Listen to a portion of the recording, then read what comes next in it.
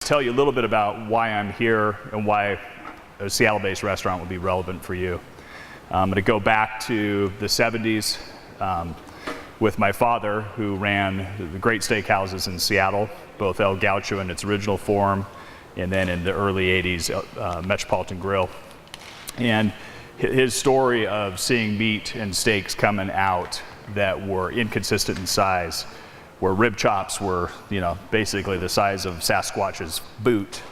And really, his story as we reopened El Gaucho in '97 as a family enterprise was one of trying to bring consistency, that the steakhouses and cattle have gone together forever.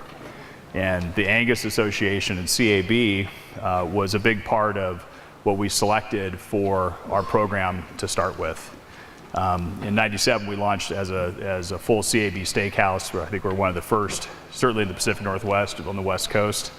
But we were looking for a high quality product that would consistently perform, and they were able to provide that. Fast forward a few years, and we started to look and say, hey, you know what, we even want a higher performing product. A lot of the steakhouses went prime, and really, with us and a couple of the major producers, John Tarpoff being one of the guys, basically got CAB to create the CAB Prime program. So that was over a decade ago, I believe. Is that right, Larry? About a decade ago.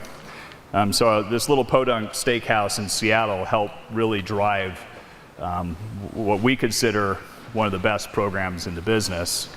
And even though we buy what would be considered a statistically insignificant amount of beef, I think we're at least on the leading edge of trends and what consumers are willing to pay. So we're talking about, is there a price wall? Is there a ceiling? Is there some amount they won't pay? I'm here to tell you we haven't found it yet. We were talking a little bit earlier about, we don't run retail in terms of selling to the general public uncooked, but a cooked steak, a ribeye, for our program is going to run about $68 for an 18 to 20 inch bone-in ribeye. So our challenge is, how do we sell that, right? Because 5 years ago, it was like $48. And if I'm listening to what everything's going on, it's probably going to be $76 within 18 months. And so our job is, how do we do that? And what we've done so far is we've done a lot of active engagement with our servers. So we have a pretty intensive training program they go through. It's basically 3.5 weeks to learn how to be a Gaucho server, and as part of that, they go through a day of really cow 101 school or beef school to learn about all the different cuts and what we're serving, learn about the different specification and programs. And that's just the beginning, because that's not enough to actually drive a $68 steak. You actually need true believers in it that can convince consumers it's worth it. So the other pieces that we've partnered with a lot of different people has been to do ranch tours. So we took a group, I think we took probably 50 people total, so about 35 were our service people and staff, some of the retailers, and then a group of media out to one of the local farms to basically learn about calving operation, learn about feed, et cetera, and what things like the EPDs mean, and how you guys are growing this incredible quality beef. So, that's another piece that we've done. The other side, an additional piece, is around the roundups. So CAB throws these roundups, and we've sent, I think, 75 people total to that. And that's basically a 3-day commitment where you're going through animal science, usually at an egg university, and then going out to feedlots, calving operations, and then finally through the harvest process. And all of our GMs, all of our chefs, all of our top management has been through those, which is quite a commitment of both time and money for everybody involved. So those are some of the things so far that we've done, and I think we'll continue to do those pieces because we've got to have a good quality educated staff. One of the steps that we've done this year that may be more interesting is we've actually assembled roundtables we have 5 restaurants. In each restaurant, we've asked 12 of our top customers to sit down and break bread and have dinner together to talk about what we're doing as a business, and then also what is it they want to see from us.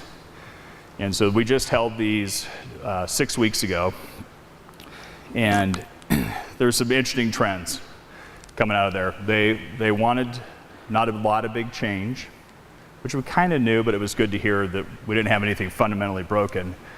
But they did ask us for different types of products. They were asking us for some elements. They were concerned about their health. So things like grass-fed beef came up. Things like Wagyu, high-end beef production, more seafood options, more vegetarian options. So we had a chance to do a lot of one-on-one conversations and roundtable conversations. And I'm a grain-fed cattle guy. I mean, that's what our steaks have been built off of. So to tell a customer, well, you don't want that grass-fed cattle as a New York or a ribeye, it's a little hard to tell them that. So we're actually going to do taste tests on this next round to do side-by-side comparisons of these different elements, which I think is really important, because what's happening is you have consumers that are getting educated by restaurants, partially, and then I think the bigger piece is the media and writers. We've got to actively engage on educating that group about production, about the quality differences.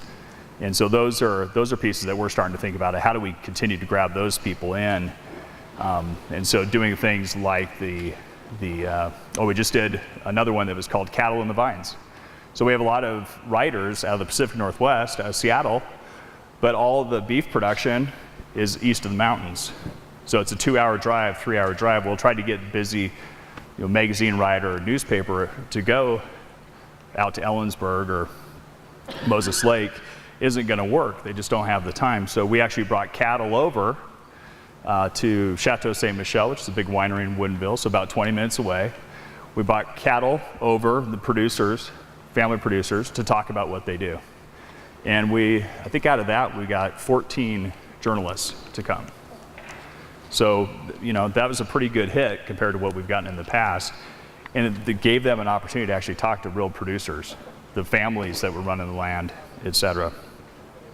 So I think, one of the elements I wanted to get here, instead of me talking at you guys, was to get some questions rolling, because I know that when Larry was talking earlier, a lot of things came up that I wanted to address, if that's okay with you guys, gals. One is, and this is just things to think about, when you were talking about protein trade-offs, really it was beef, it was chicken, it was pork, and one of the pieces I didn't hear was seafood. And I think that that's a mistake not to be thinking of seafood as protein trade-offs within the industry, because as a restaurateur who's going out and selling these things, it's a big chunk of our business. And so if you're looking at, nice cut of salmon, steak, or other elements and price points, it's definitely, it's a different portion of our business. And that was something that I wanted to make sure that we addressed, because the other thing is, for the restaurant side, is that wild seafood has become really expensive. And so you have high-end competing proteins that are basically leaving behind the low-end proteins. So you come in my restaurant, we do have one chicken dish. I think we sell about 3 orders a week, just because my dad says we need to have at least one have one chicken dish. Even if we don't sell it, we could always feed it to the staff. But for the restaurant side, people don't come out to celebrate life eating a chicken. They come out to celebrate life eating a steak with a nice glass of Cabernet. And if they don't eat steak, they're going to go for a nice cut of salmon, nice halibut, swordfish, beautiful tuna. So I think for the relevancy for that is that those prices of all those products have really gone up. And so if you look at Dungeness crab, for instance, we went paying $12 wholesale 3 years ago, 2.5 years ago, to 24. Right? In 1 year it jumped to 20, and now it's at 24. We talk about a world market for cattle and beef. The world market exists for all of those pieces, because the Chinese are out there buying, and I'm having to compete with them for the same product that I used to basically just compete with a few different international players.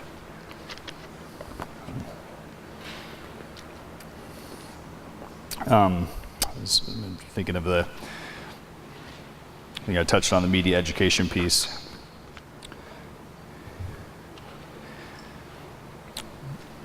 The other piece that came up was around export markets and whether, I think Larry said, well, Chad won't like that export markets are really heating up. But for us, we've always carried the middle meats. And so when the export markets heat up, the rest of I'm not having to pay for the whole cow. Where, 4 years ago, that's where I was at. So hopefully in the future, you're going to get better yield out of those, get higher prices from those elements. I think the change to premium products will continue. We're not seeing demand fall off as we've raised prices. And in some cases, prices being raised has actually spurred demand because they think, well, that's the best you can get. And so for the high-end restaurants, we're okay with prices going up. It's painful, but we can deal with it. You may lose the retail side, I'm not sure. But those are elements. I'm just speaking from the restaurant side. Something came up about the ribeyes and the size of ribeye, and the Angus production, beef production, the quality in steakhouses have been linked. And I think one of the pieces is the quality movement really came out of, I think part of it was steakhouses and others not being able to sell that premium product. You guys started producing premium product in the 70s, 80s, and we are to where we are now. If the sizes get so big that I can't sell ribeyes unless they're less than a half-inch thick, that's not going to be a real great steak for me to sell. And so one of my inputs would be, how do we may have to value things a little differently, not just on size, not just on certain specs, but if I can't sell the ribeye, what do we do with that? No longer, sure, you got a big cattle, but I don't actually want to buy it anymore. And if I don't want to buy it, that's kind of the tip of where maybe something's going wrong. These were just some of the pieces I was thinking about as we were going through the discussions earlier. I think for this group, my real question is, what do you want to know about in the restaurant market? What's going on? What can I bring insight to?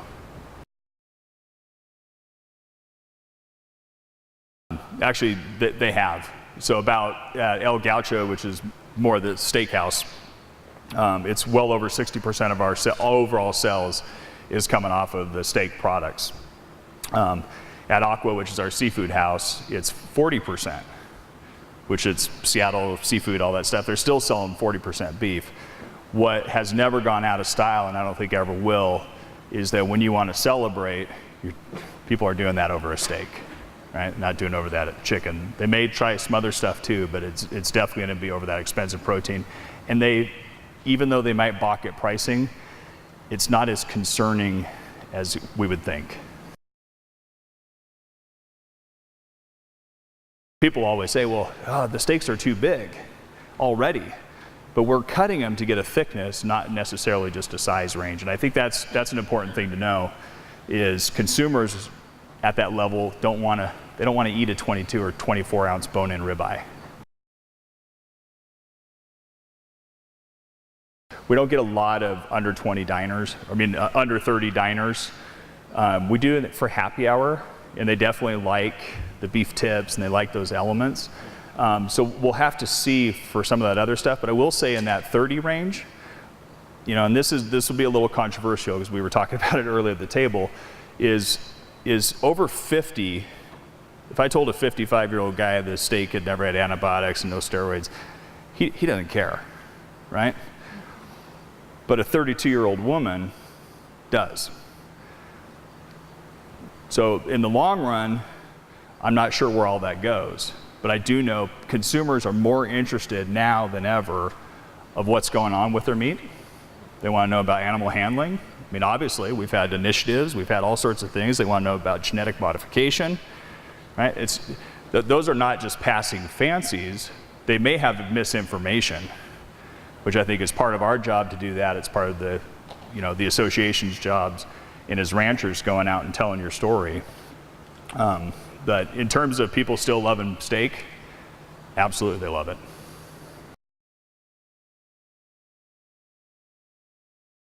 Like, you either say you're going to come or you say you're not. Well, in our market, half of our business walks in, right? So even at the high end, they're walking in. Maybe on the really busy nights there's reservations, but you'd be surprised. We might have 50 on the books and do 150. With a name like El Gaucho, he's going to have Argentina grass-fed on a stick and carve it up and all that kind of stuff. Yeah, and we do have a little bit of that issue. For people that have been there for at least a year or two, they realize, all right, this is actually a very high-end steakhouse. Like, I won't say like the Palms and that, but they start to get that, no, it's actually not a Mexican joint. But yeah, people do associate. I think they're a little surprised sometimes. Zomax itself has not, which actually I was really interested in that has not popped up on the radar on the food blogs or any of that type of stuff. I don't know if that's out here, but it has not. We actually do a combination. All of our tenderloins are a normal CAB product, and then our strip loins, ribeyes, top sirloins are all a Nyman Ranch CAB natural product. The entire movement for quality cattle production has been, at the end of the day, if a consumer cuts into that steak and it's tough and the flavor's not there, we got a problem. And when my dad was running steakhouses in the 70s and 80s, it got to be a real problem. And I think that the production has gone a long ways to change that. I think the piece that we've started doing the testing on and training, or basically taste testing and development on, is really continued animal handling protocols, and how from gestation on to the final harvest, that has a big impact and big play. And so if you're asking what can you do as a producer, what can you do with cow-calf operation, obviously the EPDs and all those things are big. But I think feed is obviously, input in is giant. And then I think we know through science and other things that the animal handling protocols can make a big difference on outcome of both flavor and tenderness. I think one of the pieces you're seeing more chef-driven operations. So you're going to get a celebrity chef opening a steakhouse, and there's some real upsides to that, I think, for the industry. One is they could bring a lot of credibility to something. The downside is that a lot of the culinary schools, and I've addressed this with CAB and some of the other places before, almost treat beef as a commodity, and so the culinary schools are actually putting chefs out it's like they treat beef like chicken. They don't see maybe they see, choice versus prime, but that's about it. And I think part of the industry's job is, how do we get the culinary schools that are going to produce the future celebrity chefs to teach them that there's a heck of a lot more difference on steak than anything else on cattle. The other side that's happening is you have pretty major companies buying some of the large steakhouses. So you have Landry's Group that bought Morton's, and Morton's is a pretty major player at that high-end level. Morton's was the #1 buyer of Australian lobster tails pre kind of the Chinese entering the market 5 years ago. And Landry's has a different philosophy. So Landry's is more cost-cutting, and they're bringing the quality down in Morton's, not up, which is not a good thing, because they have so many restaurants that I think they're afraid to move the price point higher. And so they're downgrading quality and they're downgrading those pieces, which is not good news, right? I think that's one of the pieces is, do you hit some type of pricing ceiling, and are there some operators that have decided in their own mind we can't go past this certain price? I think they're making the wrong move.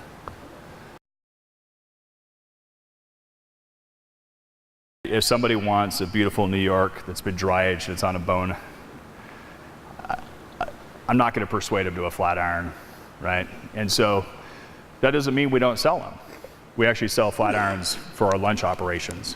And so we have some of those other opportunities where I think that those other opportunities are at mid-scale restaurants or at some of the bistros that are looking for an alternative cut where maybe they don't want to have a filet at $42.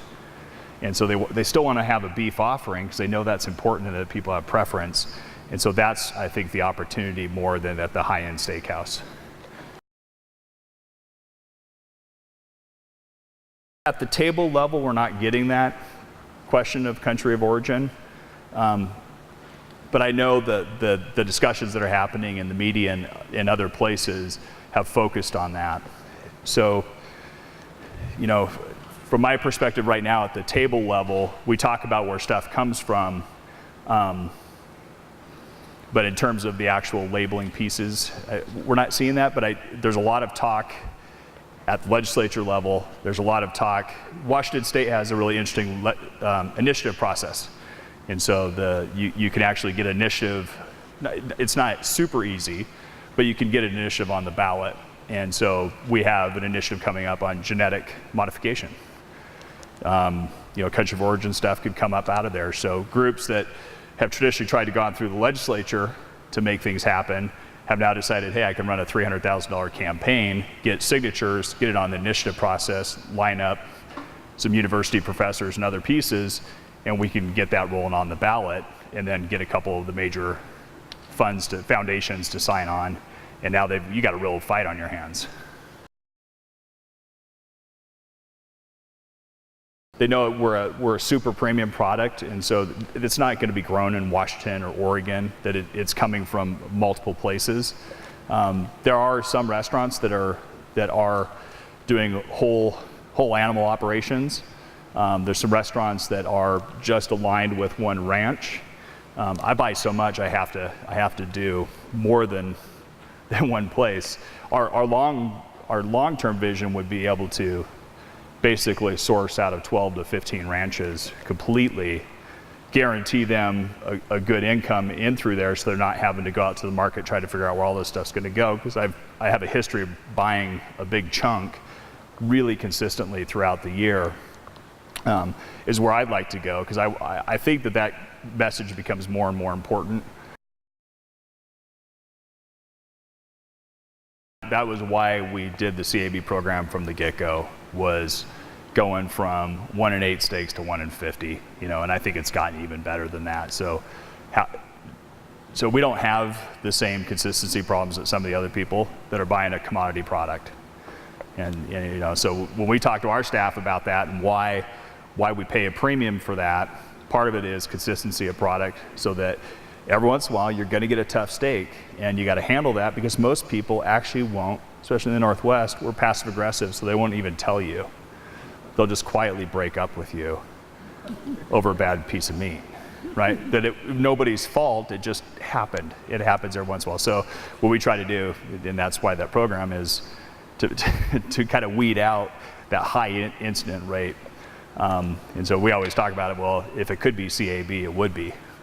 Right? If you could sell it as a CAB, you're going to get a premium. So everything else is not, and it's not going to perform the same way on a consistent basis.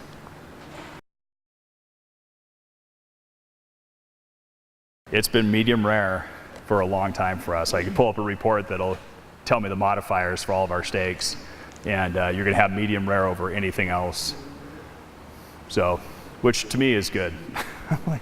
Like I know some people say you can get a great well-done steak, but it's just like, oh, they work so hard to make that thing. You can't do that to it.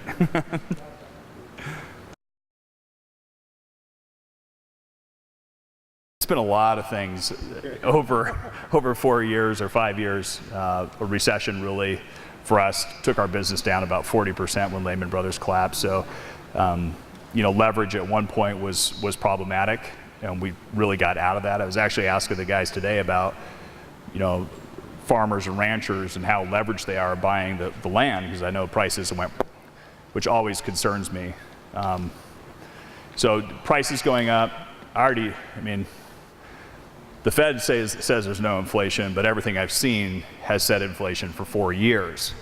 And certainly the last 2 years we know inflation, so that doesn't bother me, because I know it's there.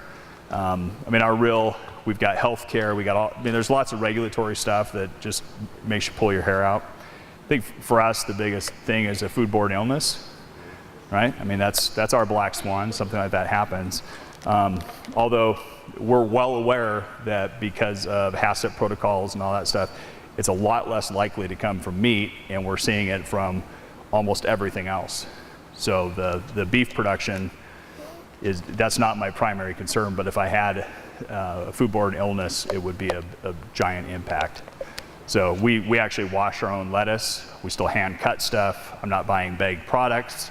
There's no sprouts in our restaurants. All the things that to me are the areas where those elements have come in. So he's asking if we were to expand beyond our two, really the two states that we operate in, the two metro areas, what we'll be looking for. One is a good downtown center. I want to see a good tourism trade, business and travel, business and conventions. Love NBA teams. So when Seattle lost our NBA team, that was about $1.5 million to us. Portland, we have an NBA team, so I'd like to see an NBA team in there, and really a good high density. So it gives you the best chance to make a little money.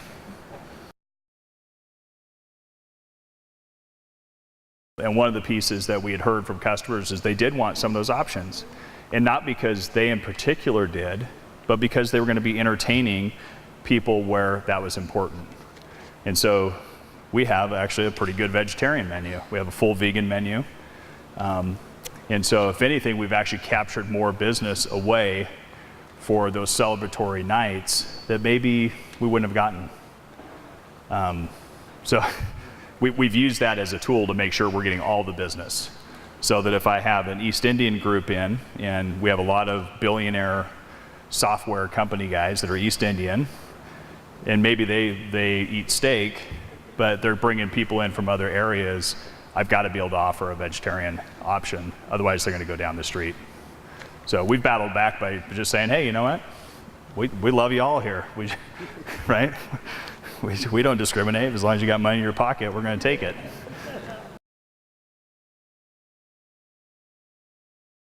We've always handled really finicky, picky people that demand whatever they want. So the good news for us is we've been well prepared for that. We have seen just an unbelievable amount of special requests, right? They want to know if there's gluten in there. Are we gluten-free? No butter, no dairy, want this, plain meat. What type of salt are we using? They do care. They have preferences, and whether it's valid or not is not our job to judge them.